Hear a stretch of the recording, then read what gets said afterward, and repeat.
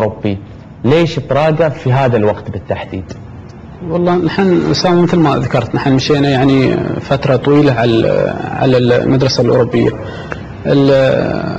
ما يخفى على حد أن المدرسة البرازيلية بدأت تفرض نفسها مرة أخرى، خاصة نحن عندنا في دورينا آخر سنتين زماريو مع الوصل أخذ الدوري وسيريزيو مع الشباب أخذ الدوري.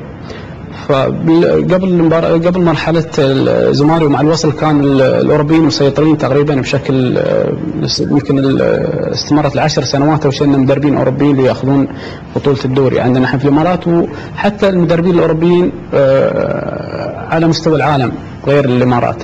المدرب البرازيلي بدأ يفرض نفسه في المرحلة الأخيرة، خصوصا بعد ما فازوا البرازيل مرة أخرى بكأس العالم 2002 بدأ اسم المدرب البرازيلي يرجع مرة أخرى على مستوى العالم.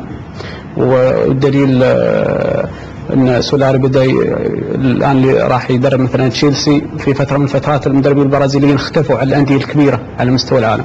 اعتقد ان نحن نحاول نواكب اي تطور في مجال كره القدم سواء على مستوى التدريب او على مستوى اللعيبه. فانا اعتقد ان براغا اختير بعد دراسه متأنيه من قبل اداره النادي، وانا اعتقد واطمن الجماهير الجزراويه ان براغا هو الخيار الامثل للمرحله الحاليه.